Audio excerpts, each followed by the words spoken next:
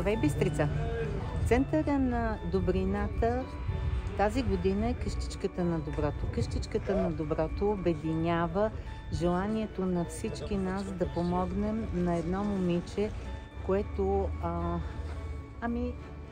тя е вдъхновение. Елица Крушкина. Млад човек, който среща трудности, но който не спира да се бори, на който ние всички сме помагали и ще продължим да помагаме. Къщичката на доброто носи послание на много творци от Бистрица.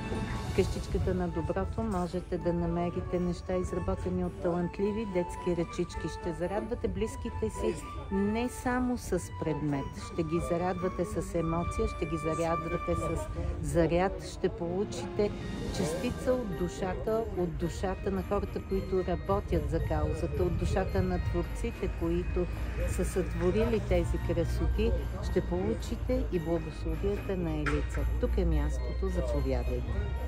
Защото аз и ти можем един до друг да сплотим нашата общност. Заедно за Бистрица!